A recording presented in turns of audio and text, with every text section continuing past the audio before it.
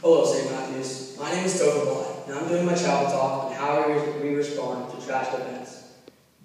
People can spend their whole lives wondering why bad things happen. Some people think it's part of God's plan, which is so complex we can't grasp it. Others might say, God doesn't cause tragedies, but is present in how we respond to them. I want to tell you about a story that has influenced my life profoundly. Before I was born on September 29, 2000, 14 years ago, my Uncle Christopher passed away at age 21 in Topher Lake, Tennessee. This death was a terrible accident, completely unexpected, and later devastated my family. 5 months later, while my parents, grandparents, aunts, and uncles were trying to pick up the pieces, I was born and named Topher after my Uncle Christopher. Bad things happen all the time, from a minor illness to an unexpected death. Sometimes we move on, and other times our grief can last a lifetime.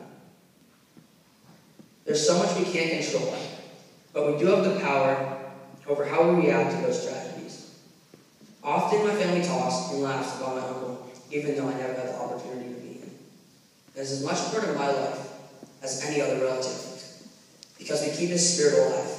In this way, my family proves that even death cannot separate us from who we love.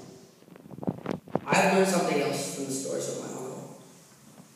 His death was tragic, but when he was alive, he lived life to the fullest.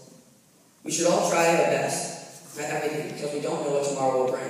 It is important that we make a difference every day. Whether it's winning a lacrosse tournament or walking a kindergartner into chapel, each day has a memory that should be cherished.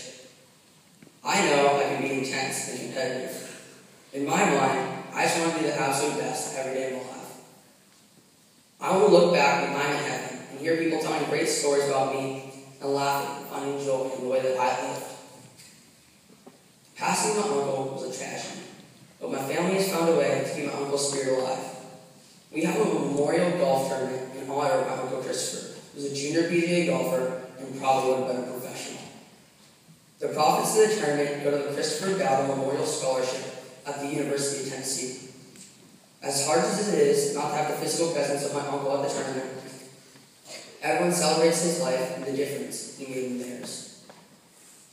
My family has turned something devastating into a great celebration of love and life for the community. In the scripture Aiden read for us, God wiped out the world and saved only Noah, his family, and one of each animal. Noah was able to take a tragedy and create hope for people who cannot understand. My family was able to take my uncle's death that nobody understood and turn it into a positive that now benefits young students in his name. Because of Noah, civilization was saved, and now it's prospered. My uncle's legacy, like Noah's, has been passed down from generation to generation. His friends are now telling stories about him to their children. As we continue to tell stories about Noah, this tells me, whether you are here or in heaven, your stories have a huge influence on how people live their lives, whether it's stories from the Bible or personal tragedies that alter your life. These stories can affect all of us. It's up to us to live our lives based upon the lessons that we have learned from others. And when we face unexpected tragedies, to respond with faith, love, and courage.